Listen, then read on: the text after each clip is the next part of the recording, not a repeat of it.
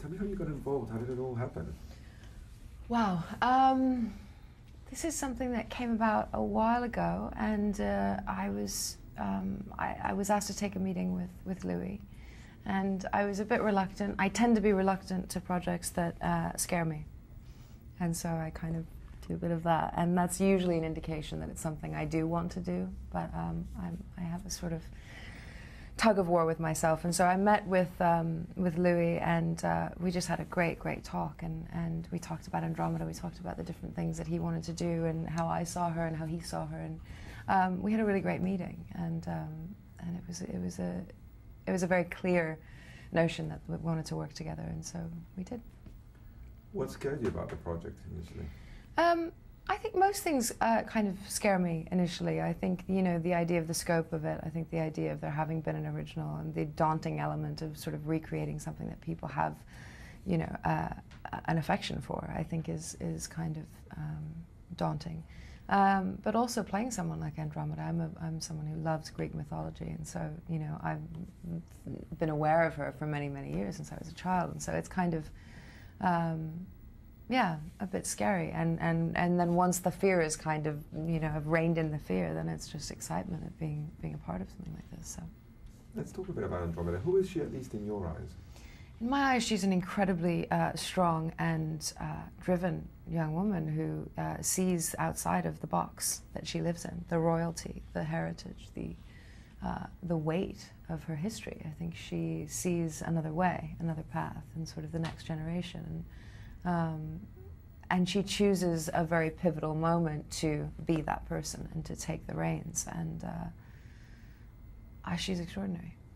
And she does have a special relationship with Perseus from the moment she first meets him, right? Yeah, definitely. I think they recognize something in each other, you know. Sam and I spoke a lot about it, actually, because we were trying to determine the connection between them, and because there's a lot, you know, there's a lot of sort of, there's a chemistry, there's a interesting sort of bizarre connection between them, and you know, we sort of created the understanding, I should say, that they're both kind of the man alone in a way. You know, they're the people who are being set apart, who are being forced in whatever way to stand up for, you know, what they believe. And I think so there's a kinship and a connection there that is quite obvious to both of them. What can you tell me about working with Sam? What is he like? I love Sam. He's awesome. He's so much fun to work with. He's got unlimited ideas, literally unlimited, and he's someone who is constantly trying to make it better, no matter what the situation is, and no matter how many actors are in the scene, no matter what the scenario is. He's got ideas, and because of that, he really set the tone for all of us to really express ourselves and think about, hey, what if we do this and try that? And Louis was so beautifully open to it, and you know, and Louis has amazing ideas, so all of us got to kind of just create this pool of ideas and creativity, and really work through it together, and it was a very collaborative experience, which is the best kind, I think. But definitely a lot of the merit is Louis, and this is his vision, and a film like this, a director, is absolutely so important. I wanted to ask you if you can talk a bit more about working with Louis, and what is he like as a director? I've never enjoyed working with a director so much. He is not only so much fun, because he's so playful and so energetically driven. I mean, he's got so much energy. He's present in every moment. He knows exactly what's happening at all times. You know, he's the director that puts on the green screen suit and stands there, you know, like Kermit the Frog, fully enthralled in what he's doing. He's a fearless director. He's somebody who, you know, when he needs to be quiet and intimate in a scene that is quiet and intimate, he knows exactly where to be. When it's big and massive, he knows exactly where to be. We trusted him, you know. I would love to work with him again, because there's a trust, an implicit trust, and he's a good person. He's a good man, and therefore, you know, the energy on the set, he really set a beautiful tone for us, because it was a safe and fun and wild experience, and yet we were very well protected by him, and free, you know.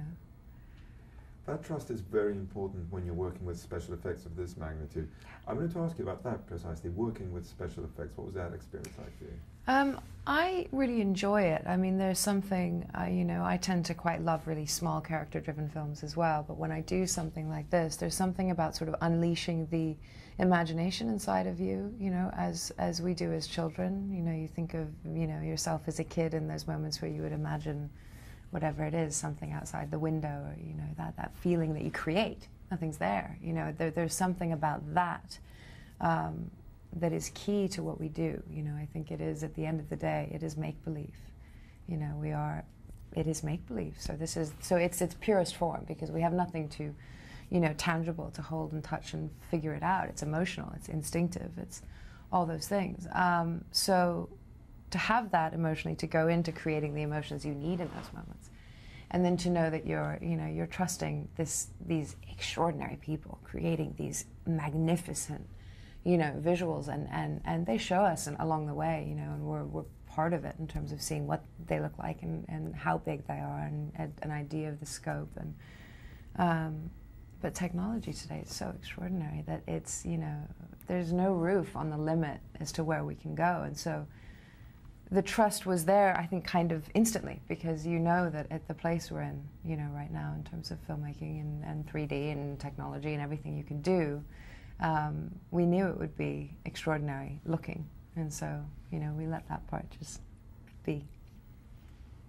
You have to place yourself in the right hands, and you did, but then you finally see the film completed. Yeah. Especially in a movie like this, that is so important, that moment, because you're not really sure what it's going to look like. Right. Tell me what that moment was like that for you. I have to say, I'm usually, so when I watch films that I'm in, usually I tend to watch a bit like this, which is kind of my own issue, but watching this film, I completely forgot that I was in it, firstly, which was fantastic for me, because I was completely lost in it. When we saw the first 6 minutes in 3D, I couldn't believe it. It's the first 3D film I've seen, and it was only 6 minutes. So for me, it was extraordinary, and then to see it in 2D anyway, and have it be just as palpable and just as, you know, visceral, was wild for me. I thought that there would be then a massive difference to see it in 2D versus 3D, and there isn't. Your heart is racing. You're with them all the way, regardless, and that is a testament to Louis, I think. And some of the things are tangible, like those beautiful gowns and dresses that you wear. I mean, what did it feel like to dress up like a Greek princess?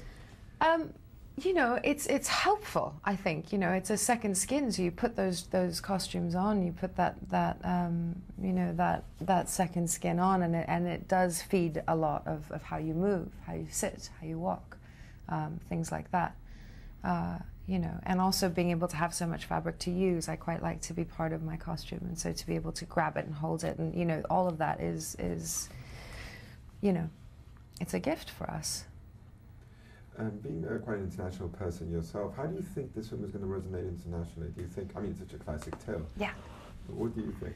Well, I think with something like mythology, especially because it's been around for so long, and because there's so many versions of it, and there's so many themes inside this, not just this film, but mythology in general, but this film has, you know, the themes of love and fear and pain and family and devotion and betrayal, and every possible human emotion you could think of exists in these stories. And so, you know, I think internationally it's something that applies to everyone. Everyone who's ever had any kind of feeling about anything will find something that they can relate to. So it has no language and it has no barrier. Could you ever imagine you were going to be in a movie like this one day? No. I still can't really figure it out, but no.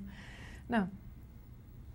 Well, but you're happy with the experience? I loved the experience. Yeah, I really did. I really did. I loved being in the underwater tank. I mean, so much of it was such an extraordinary experience for me. And it's a pleasure talking to you all. Such a pleasure. Thank you very much.